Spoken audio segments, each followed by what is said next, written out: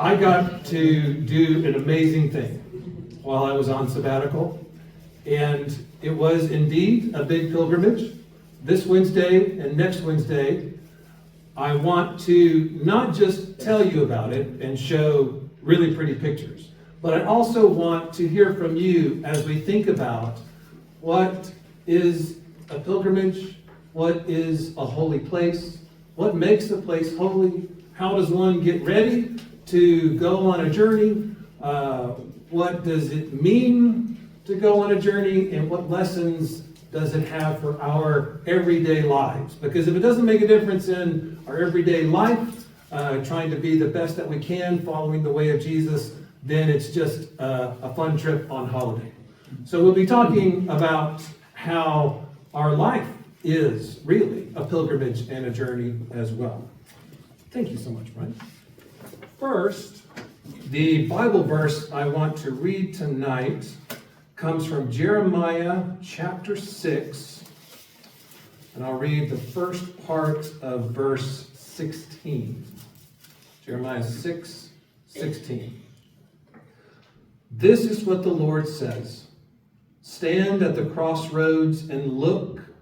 Ask for the ancient paths. Ask where the good way is and walk in it, and you will find rest for your souls. So that's what I did. I tried to do that. But for each lesson that I learned and step that I took, I want to ask you some questions as well.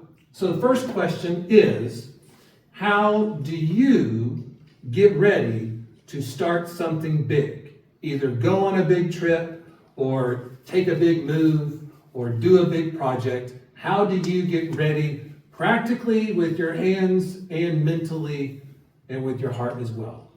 Make a list. Make a list. Boom. Every time my family goes on a trip, Sarah has lists for each of us, and thank goodness she does. Make a to-do list, yep. How else do you get ready for something big? Start piling things on the bed that you're going to take with you. That's right. Exactly. That's what I'll do. I'll say, okay, I'm gone 4 days. I need 4 shirts. 1, 2, 3, 4. 4 pairs of socks. 1, 2, 3, 4. Get your gear ready. Research. Ooh, yes. Do research. You want to know where you're going or what you're going to do so that you can do it the best, make the most of it. Even if you're not going somewhere, if you're doing a project or a presentation, you need to do some research. Yeah. I think it depends on the purpose of that. Mm-hmm.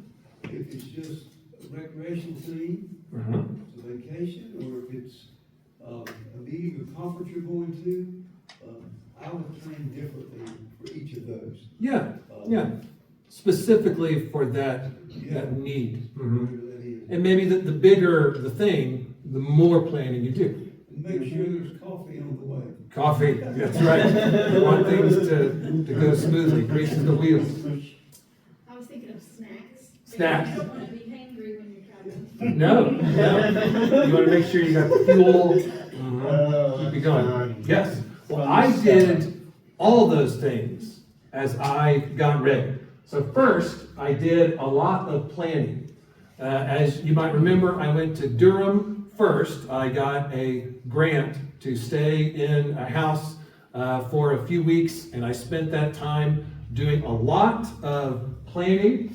You'll see there, I had printed out and stretched out and cut and taped together a map of Scotland so that I could decide, do I want to go here or no, do I want to go here? No. I'm going to this town, going to this town. So I had researched other people who had done similar things. So I said, this is what this person did, but do I want to go here? And I had my guidebooks, other books that I had bought. Martha sees one that she loans me. I had to make some reservations, so I had my laptop out. So that was my workstation in Durham to figure out, I want this to go well. And I don't want to end up hangry or lost or out in the middle of nowhere at night, cold, and without a place to sleep. So I wanted to make sure everything went okay. I looked up what is the daylight window of that time of year in Scotland. How many miles could I reasonably do? So I tracked out, okay, if I can do about, give or take this many miles, where is there a town that has lodging, that I can sleep at night in a bed, or something? My lodging's very great. That was something, the daylight was something that occurred to me, having been there in May when we went fishing and got back from a fishing trip at 11 o'clock at night and it was still light. Yes, yes, The days this time of year would be much shorter than even here. Yes. I mean, I just spent some time at home in New York with my parents. It's about an hour less light even there than here at the end of the day. yeah, it was noticeable. When I started, before the time change, you could be walking safely around 8 a.m. and you really wanted to kind of stop by 5 p.m. After the time change, it switched to about 7 to 4, but by the end, you wouldn't really want to start until about 7:30, and you would really want to be inside by 4 o'clock, because then it would get dark. And once it got dark, it got really cold. So yes, I wanted to plan that out. Unfortunately, October is the rainiest month of the year in Scotland. And so a lot of people, I would go and I would check in at my hostel or my inn or that guy's camper van in his backyard. And they'd say, "What are you doing?" And I'd tell them what I'm doing. And they'd say, "Why are you doing that now?" I said, "Well, I'm on this sabbatical. It's got to be now. Yeah, just check me in." So I also needed the right gear. I made good piles. I asked many good experts, some of whom are here today, on what gear I needed on my feet, on my back, to carry everything. I sought advice from people who had done things like that before. That was part of my research, to seek out knowledgeable people. Because when I would tell a stranger, "This is what I'm doing," they'd say, "Wow, have you ever done anything like that before?" And I would go, "Nope, not at all." Are you gonna do it again?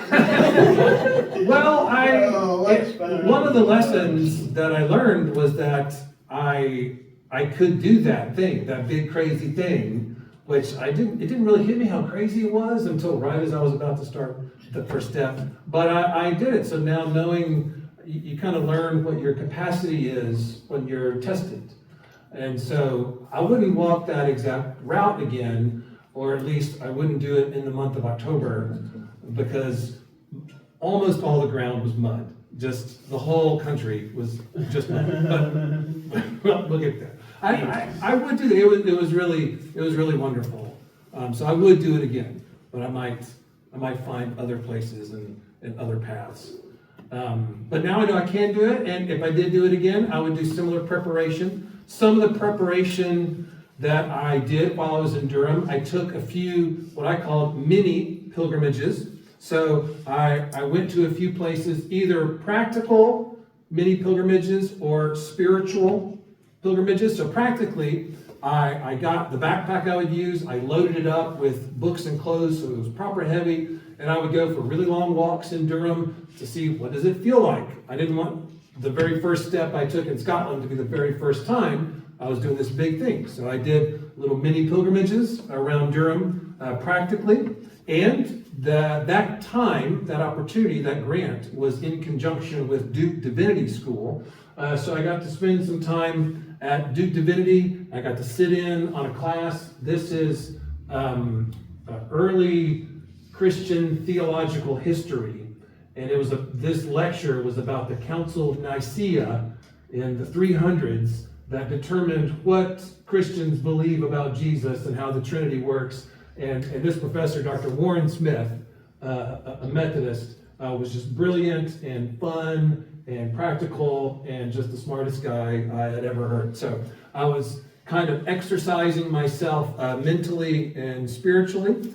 It also turned out during that time, the seminary that I went to for seminary had a reunion in Richmond. And because I was on sabbatical and closer, I could go to Richmond, go to my seminary, reconnect with professors and friends. And this is where Sarah and I met. And so it felt kind of like like a lovely circle kind of motion, like I was going back to these special places. I went back to my former church in Lewisburg, North Carolina, and I saw some of the best people there, some of whom have visited here, our church, in the years past. I got to have dinner and lunch with some of those folks and see the kids who were, kids when I left, and now they're real tall. And it was really great, and that kind of warmed my heart to go back and strengthen myself in the past tense to then be ready to do some big crazy thing. I wondered, well, if I'm taking a sabbatical from church work, will I never darken the doors of a church for the whole 3 months? No. I decided I would use the opportunity to visit other churches and be blessed by their worship times. So my first Sunday in Durham, I went to Temple Baptist Church. And the reason I chose there is because Wayne and Debbie Lee, who come worship with us once a month when they're visiting Debbie's sister here in Weaverville, this is their home church in Durham. And their church has really supported us after the hurricane. They do a fish fry twice a year, which is a big deal. They raise a lot of money. And last year they gave that money to hurricane relief. And so I wanted to enjoy that connection. And I had lunch with their pastor, Randy Carter. And it was a lovely church. Another kind of, it felt very natural and comfortable, a good kind of sister church relationship. So that was one Sunday. And then also in Durham, I went to Watts Street Baptist Church, where I know some of the staff and some of the members are old seminary friends. This is when the youth group was performing a skit that they wrote for their stewardship budget campaign for the next year to encourage everyone to pledge their support for the church's budget for next year. So the youth had written this fun skit, and one kid's dressed as a magician, and the point of the story was these things don't happen by magic. They happen by everybody doing their part and supporting the great things that we're doing. So Watt Street Baptist Church in Durham was lovely. I also went to Duke Chapel on the campus of Duke University, which, if you've never been, it looks like you're in a medieval cathedral when you're inside there. It's really lovely. They have worship every Sunday, and there's both a congregation that worships on Sundays there, but they recognize that there's a lot of visitors who come just because it's Duke Chapel. So there's a dean of Duke Chapel who does a lot of the public-facing sermons, and he's employed by the university. But the congregation that meets there, the pastor of the Duke Chapel congregation is an acquaintance of mine who is a Baptist, and he came to our church because he used to be on staff at Wake Forest Baptist Church, where Jeff Mathis is now the pastor, formerly of First Baptist Silva, and they gave us a big donation of hurricane relief. And that guy, Brian is his name, turns out he was going to Scotland with me for a few days, and we'll see him in a picture. So I wanted to nurture those really good connections and be blessed by worship services that were very different from ours, very similar to ours, kind of half and half. So that all helped me get ready for this big, amazing trip. But why go at all? Why do this crazy thing? Why walk across Scotland? Well, let me ask you, what are reasons that you have had to take big trips or to go to a special place? Why have you taken a big trip, or why have you gone to someplace special? What are some of the reasons? You want to learn about their culture, Spain, Europe, all the places that you want to learn, and eat their food. Yeah, yeah. Just enjoy the difference of their history and culture and food, and just enjoy it. Yeah. I think the people of other places are interested, and we tend to find out they're just like us. Yeah. They may speak another language. Yeah. They may dress a little differently. They may drive on the wrong side of the street. True. But they're very much like we are. Yeah, yeah. You'll probably hear me say this in a sermon someday soon, but it was so neat just to watch people being the same kind of people that we are. Moms were always moms, kids were always kids, dads were always dads, grandparents, friends, teenagers were still teenagers, and they would say the same things and do the same things, have the same attitudes, just with a Scottish accent. And I could watch grandparents take their teenage grandkids out to dinner, and it'd be the same interaction as my parents and my kids, they go out to dinner. And just watching kids be silly, or I'd walk across the school at recess, and the kids were playing the same kind of games as the primary school kids here play. They would just have the cutest Scottish accents. And I would think, wow, those young kids are really nailing that Scottish accent. They're really good at it. Oh, wait a second. So yeah, you're amazed at how people are still people all around the world, even though they eat food that's a little different. It might seem weird at first, but then you find you develop a love for haggis if you give it a try. Yeah. Other reasons to go somewhere special? To celebrate special events. Yeah, celebrate special events. Yeah, maybe it's a get-together, a wedding, a reunion, seeing special people, making good connections. Maybe it's a special location and you've heard about it and you thought, oh man, I just really want to see the Grand Canyon or the Statue of Liberty or the Golden Gate Bridge or the Eiffel Tower. You know, you've heard about this cool, neat thing your whole life. And you say, I want to see it. I want to be there in person. And that was kind of the case for me. The places that I started and I finished at were those kinds of special places that I'd heard about for a long time. And I just wanted to be there to experience them.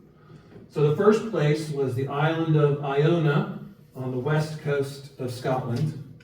And then the destination was the holy island of Lindisfarne on the east coast. And I did my last day and a half. I walked right into northeast England to get to Lindisfarne. So those places have been considered holy places for centuries. 1,400 years, 1,500 years. And so many people have worshiped there. That was one thing that kind of blew my mind, to think, 1,500 years. People have been coming here to church, to worship, to prayer. They've come to Iona and to Lindisfarne to be trained in ministry, to experience God. So I'd heard about these places. And when they would be described to me, when I read about them, they were described as thin places. Does anybody remember us talking about thin places when we were talking about the Celtic Christians? What's a thin place? You feel closer to God. You feel closer to God, yeah. It's like the distance between heaven and earth isn't as vast, or the veil that separates us from the holy is a little thinner, and you just kind of step in there, and you just kind of feel like a holy charge or a vibe. There's just something special about that place. So I've long had an interest in going there and just being there and feeling it and the history and soaking it in. So here's a map of the United Kingdom, and Iona is right here, and then Lindisfarne is right here, and I definitely took the long way to get there. Let's see, do I have a, no. I think I've got a picture of my route, and Paul's got one right here. Paul's got one. Yeah. Here, That's what Brian. I'm saying. Yeah. Can you hold this up, Brian? I want to look at this in detail, but Paul helped mark out where my route was. So that's where I went, from one place to the other. Okay, thank you, Brian. You can put it right there. So I could have just taken a train, right? I could have just taken a bus. I could have gotten there in one day. I mean, you can get from one side of Scotland to the other in one day of driving. That might have taken maybe, I don't know, 7 hours to drive. But it took me 18 days of walking. So why do that? Is there ever a benefit of doing something slowly? Why not just do something as fast as you can or get there as fast as you can? What are the benefits of doing something slower or on purpose? It's thinner. Ooh, how so?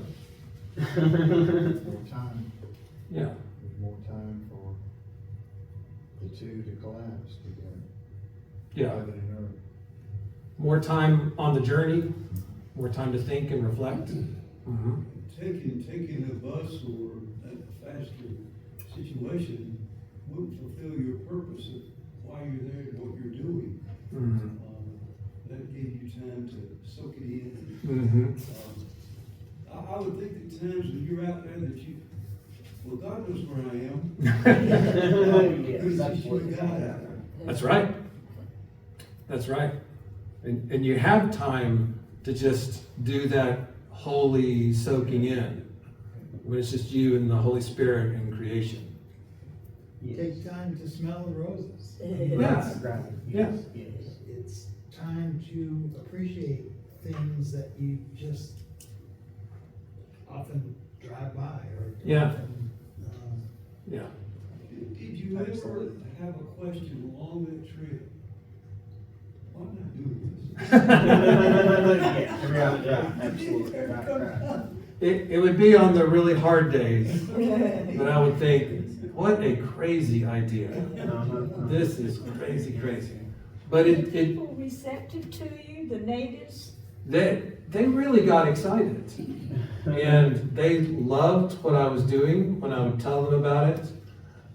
They were all very interested in me because I was American and I talked with an accent. Even though I didn't tell them they were the one. And I would say, well, I'm a minister from Western North Carolina. I'm here on sabbatical. I'm kind of walking the ways of the old Celtic saints to be inspired. And they wanted to know all about it. They loved it. They celebrated it. And some of the folks that I would meet, they would say, well, like, let us know. Keep in touch. We want to know how you're doing. And we want you to tell our story of these little towns. Most of those places were just little bitty towns that might have had one hotel and one restaurant in the hotel. And they would get excited that they were a part of this big neat thing. And so this one sweet woman, she gave me the next morning, because I met her that night when I was checking in. She was kind of like the den mother of the little hotel out in the woods there, Miss Doreen. If you imagine Miss Doubtfire, that's what she was like. And then in the morning, she was making breakfast, and she gave me a 10-pound bill, like a $10 bill. And she said, this is for you, so you can use it as at your next stop. Because I had paid 10 pounds, like $10 to do laundry, because my laundry really smelled. So I paid her 10 pounds. And she came back and she said, this isn't what you paid me, this is from me. I want you to use it at your next stop so that you can keep going and that you can tell our story. And I'm glad you're doing this. And she said, before she said that, she said, you're doing good work.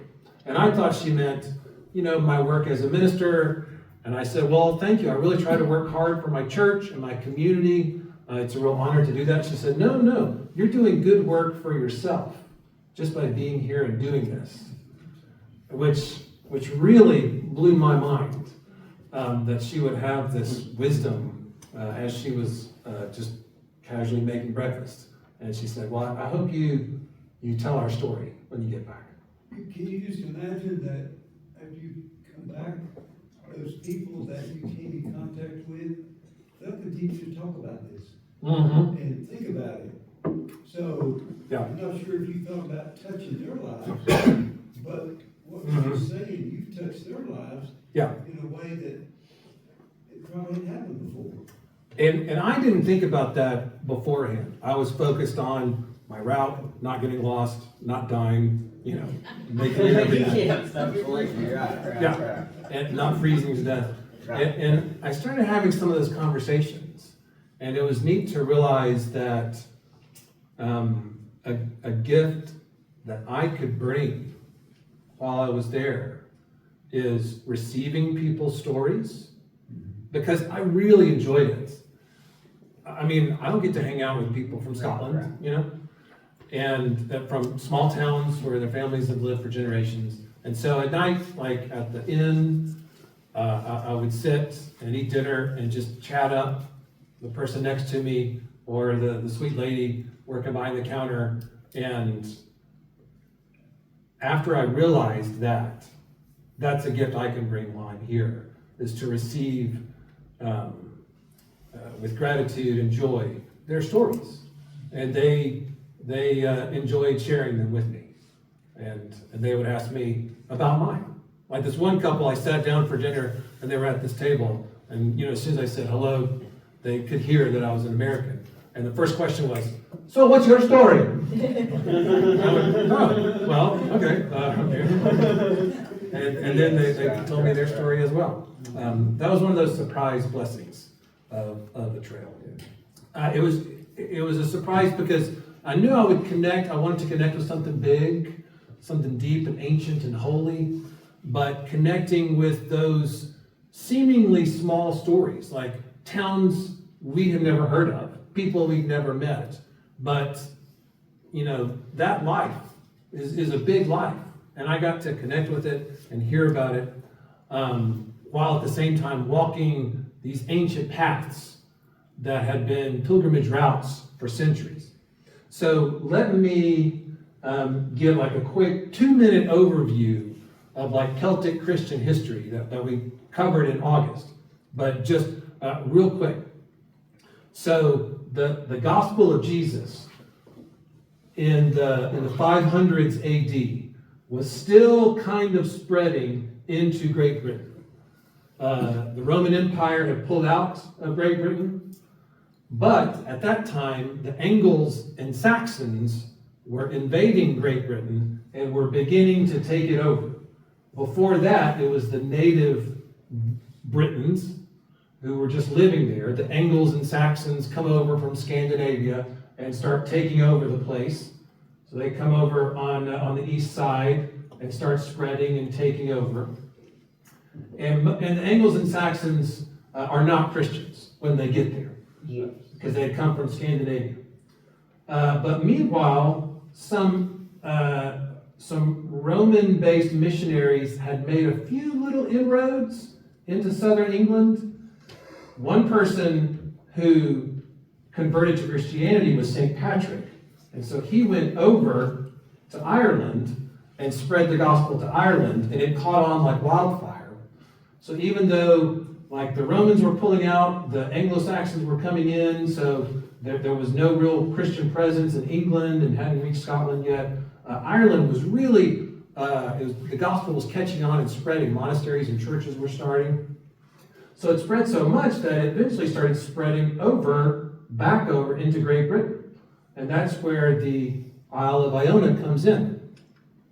So it was St. Columba, who was born in Ireland, and he was a monk.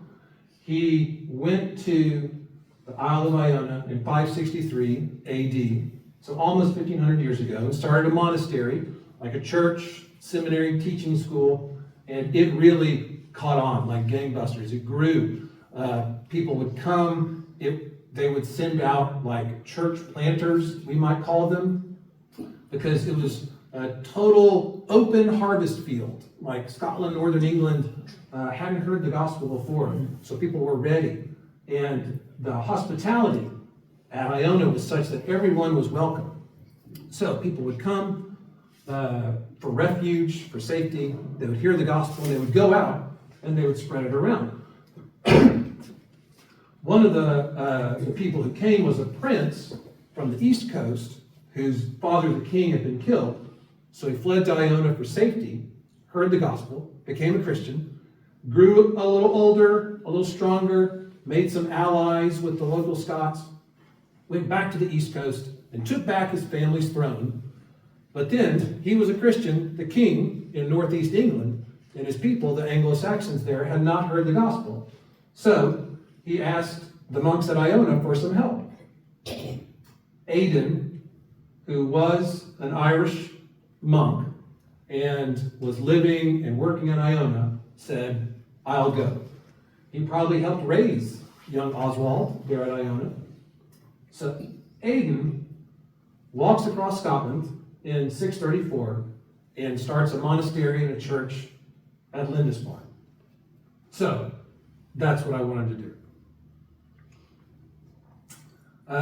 The monastery at Lindisfarne also goes like gangbusters and starts planting other churches. They planted a monastery nearby in Melrose. A young man growing up in Melrose named Cuthbert feels a call to ministry, gets trained at the monastery in Melrose, is beloved, is respected, eventually gets promoted to be the bishop of the area, moves to Lindisfarne, and became one of the most beloved saints and ministers of the medieval period in England, St. Cuthbert. He was so beloved that legend has it, otters would warm his feet after he bathed in the sea. So you can see the little otters warming his feet. And he loved ducks.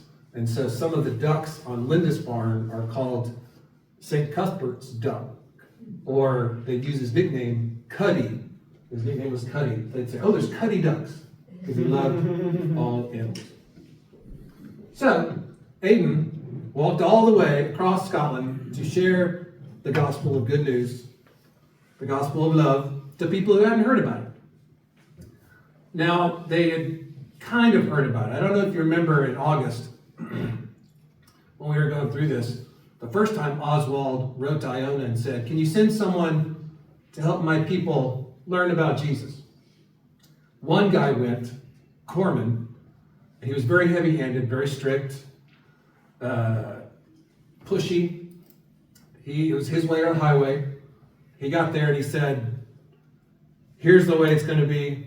If you want to follow Jesus, you have to do X, Y, and Z, and you have to stop doing that stuff. And he didn't care to listen. He didn't care to get to know him. So all the people said, well, then we don't care to listen to you. We don't care to get to know this Jesus you talk about. Thanks, but no thanks. So Corman went back to Iona and said, the Anglo-Saxons in Northumbria are too stubborn to receive the gospel. And Aidan said, brother, maybe you needed a softer approach. And then everyone said, sounds like you're volunteering. Why don't you go, Aidan? And so Aidan left. And sure enough, he got there and he listened and he made connections and he loved. Whenever he received gifts or money, he'd give it away. If he got money, he would spend it to free any slaves that were around. And that they would live there in the monastery and grow up and give their lives to ministry. And that's why I wanted to take this trip. Because he lived the rest of his life there on Lindisfarne. He didn't even speak the Anglo-Saxon language when he got there. He needed Oswald's help because he was Irish, so they only spoke Irish. Oswald could speak both, so Oswald would translate. But Aidan stayed and just loved being there and loved people and listened and gave all that he could. And it was a people that it was said they were unreceptive to the good news of God's love. Aidan thought otherwise. And I thought, I want to have that mindset. For people in our community that we might think are unreceptive to the gospel of God's love, I want to think differently. So that's what inspired me to do this crazy thing, to keep me going, because I want to invest my life and my work helping, feeding, freeing, and feeding, uplifting. So I walked just like he did. Now, we don't know the exact route he took. That's lost to the mists of time. But what I decided to do is to choose routes and trails that had a connection to the Celtic saints themselves. And so apparently what people have done in Scotland, they would say, oh, this Celtic monk, this minister, this Celtic saint, he went to this place and this place and this place and this place, planted churches. So let us make a trail away in honor of him so that people can walk and kind of be inspired and go see those churches and holy sites. So there's a number of those trails that are out there. Some are a little more official than others. Some are a little unofficial. So it was interesting getting to know it. So that's my route. And it looks a lot like Paul's map here as well. Every circle on there and on there is where I stopped and spent the night. So the first part, this part right up here, was part of St. Columba's way, because St. Columba, after he founded the church at Iona, he also kind of traveled around to tell people what he was doing, share the gospel, inspire people. So he has a trail that goes from one coast to the other up here, and I just walked a little bit of it. I didn't know this, but it only became a trail about 10 or 15 years ago, and there's not a lot of signage. And I didn't know that until I was out there, and it was tricky. And I'm very thankful that I had an app called All Trails that I had told it exactly where I wanted to go. So when I was out in the midst of the Scottish Highlands in the rain, there was no trail to speak of. It was just all grass and hills and rain and sheep. If I veered off of where I wanted to go about 50 feet, my phone would ding, and I would look, and All Trails would say, it looks like you're off the trail. Are you sure you want to do that? I'd say, no, where do I need to go? Where do I go? In exactly that voice, because it was tough. So then, for this kind of straightaway down here, this is called the West Highland Way, kind of like their Appalachian Trail. And I did 61 miles of it. It's 96 in total, because it goes up a little farther.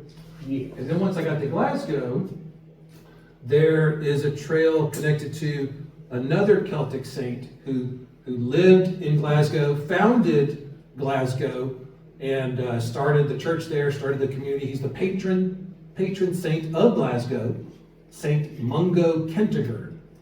And all around Glasgow, you see his icons and logos. And he's buried in the cathedral in Glasgow. So, in only 5 years ago, people decided to organize what a trail would be with all the churches that he planted outside of Glasgow. And so they made up a St. Kentigern's Way. So I followed St. Mungo Kentigern's Way kind of through here. It continued down, but I didn't want to follow it all the way. And then for the last 4 days, I followed what's called St. Cuthbert's Way, since St. Cuthbert grew up in Melrose and then moved to Lindisfarne to be the bishop and the director of the monastery. St. Cuthbert's Way goes from Melrose to Lindisfarne. And so it was started in the 90s and has really good signs. And I really appreciated that. They're very easy to see. They have crosses on them. And so I followed that cross for 4 days, and it was great. So that was my route. I loved this idea for my sabbatical when I was thinking about what should I do to make my sabbatical meaningful, inspiring, but challenging in some way. I love this idea because of all the connections to our community's Scots-Irish heritage. And some people in Scotland, when I would tell them where I'm from, they'd say, oh, we've been to Western North Carolina. They're more Scottish than we are. And they would talk about the Highland Games on Grandfather Mountain. Is that where it is? Yes. And this one Scottish guy that I met, he said, oh yeah, I've been to those games, and they hired me to play the bagpipes and in my kilt and everything. So that connection, the connection with the very mountains themselves, not only has our monthly hike group inspired me and kind of prepared me mentally, physically for something like that. I learned that millions of years ago, when the land masses on Earth were just one big blob, Pangea, before they split up, the Appalachian Mountains and the Scottish Highlands were part of the same mountain chain. And then when the continents drifted apart, now one's on one side of the ocean, one's on the other. So there's even a physical relationship between our mountains and the Scottish Highlands. In fact, when I was there, they looked very, very familiar. It was really neat to walk around and say, am I sure I'm not on the Blue Ridge Parkway right now? It looks very familiar. Yeah. But a little bit prettier, just a little bit prettier. It was really, really pretty. So, that's why I wanted to do it. Practically, the connections, spiritual inspiration. So my next question for you, what are the benefits of going somewhere by yourself, and what are the benefits of going somewhere with other people? Because I went by myself, even though my wife really didn't want me to. For the walking portion, I was by myself for the whole walking portion. So what are the benefits of going somewhere by yourself, and what are the benefits of going with other people? I think when you go by yourself, you learn about yourself, and when you go with other people, you're like working on yourself. Working on yourself, how? Like putting up with them? Well, you learn that you're putting up with them, but then you're also kind of like changing, Yeah, and working, and it's more of a adapting. And yeah, to being kind of with them. but when you're by yourself, you're just it's more just reflection and learning. Absolutely. Anybody? I think part of it could be going by yourself, then you gotta depend on you and your resources you have. That alone teaches you something and has a certain level of satisfaction in achieving that. You didn't have to have somebody to help you through that. So I don't know if you felt that alone, I'm sure you did probably, but I think that for me would be something that's pretty special. Yeah, absolutely. That's about what I was gonna say is, by yourself, overcoming challenges, if you are able to overcome them, it's quite satisfying. If you don't quite overcome them, it's a learning experience. Definitely.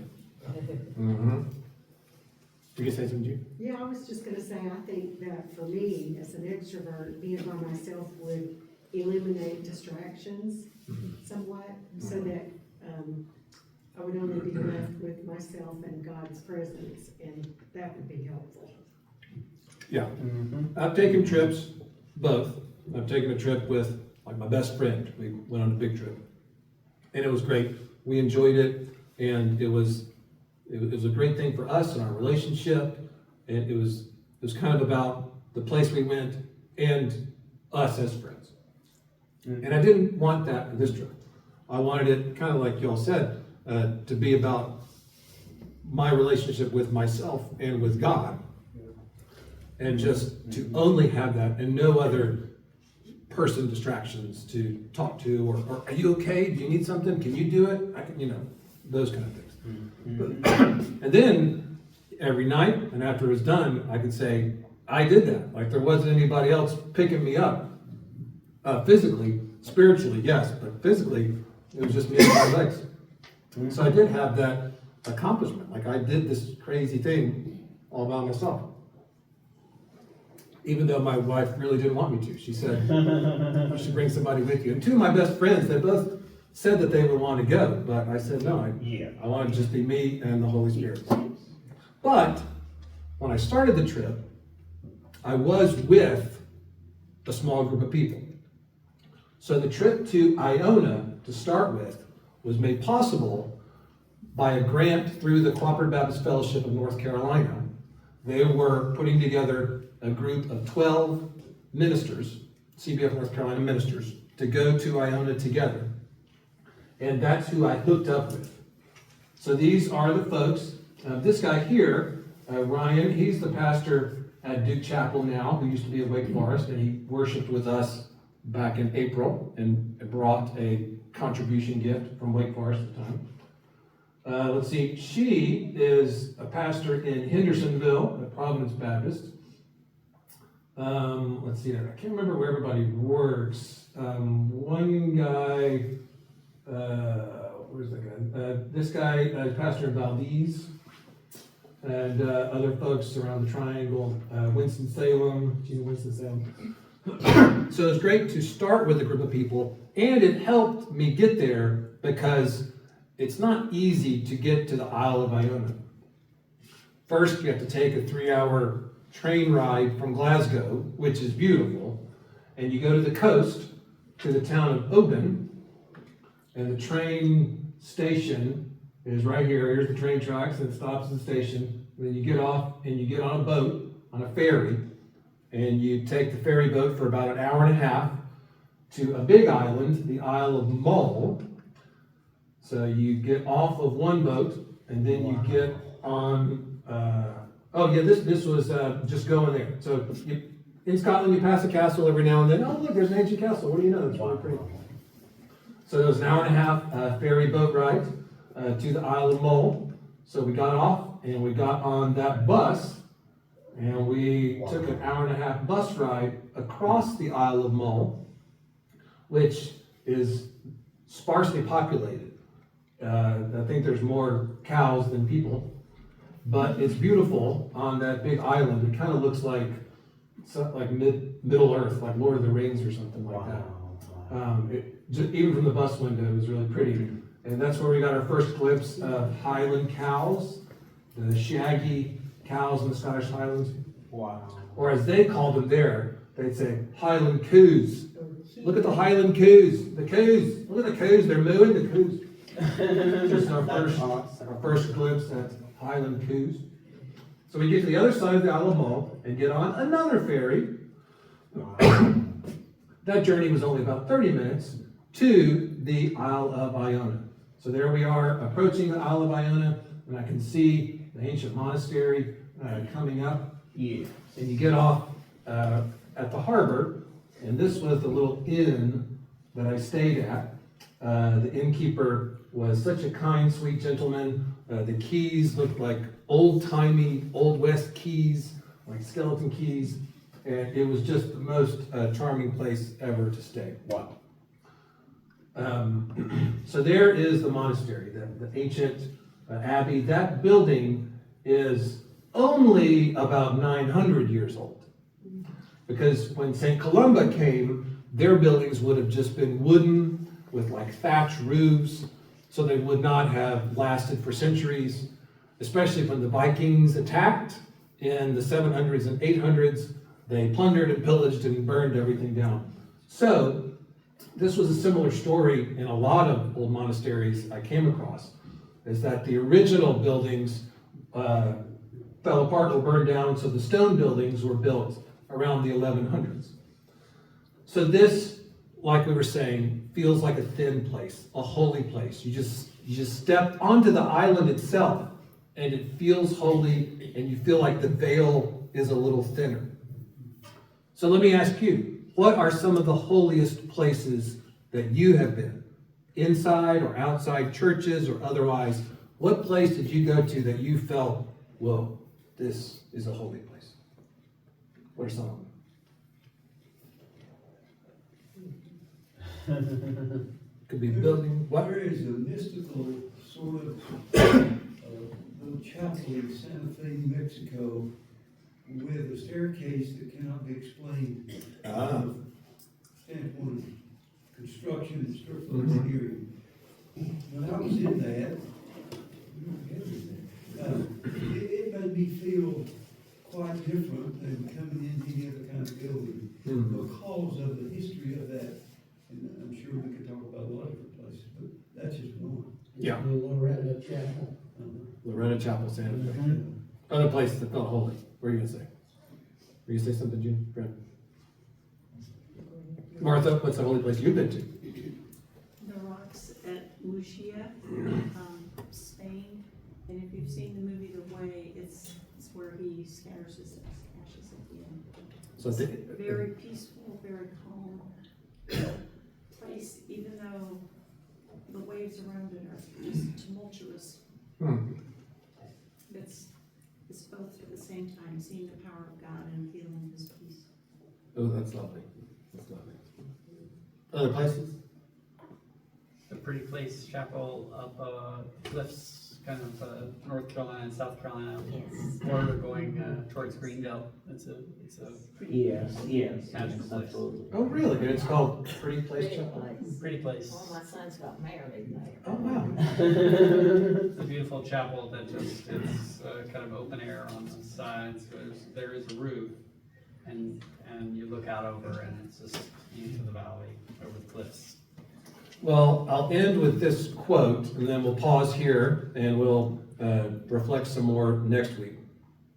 There was a Scottish minister in the 1930s who saw that the abbey had kind of fallen into disrepair on Iona and said, this holy ancient place needs to be fixed up and renovated so that people can come and worship here once again. His name was Reverend George MacLeod.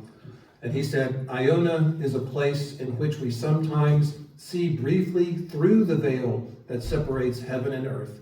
At times, the veil can seem as thin as gossamer, a thin place where only tissue paper separates the material from the spiritual. Some places are really easy to feel that way. So the challenge for us is, wait, is the Holy Spirit everywhere? Is God everywhere? Okay, the challenge for us is to recognize that God's Spirit is just as close with us here, wherever the here is that we live, as God's Spirit is at Iona, at Santa Fe, in that chapel, in that pretty chapel, the cliffs of Ireland, in County Donegal. God is just as close there as God is to us. So that's the challenge I want you to take, to try and notice that every place can be a thin place. It's just a little easier than others. So spend some time working on that this week, and we'll pick up with some more reflection next week. So go in peace to love and serve the Lord.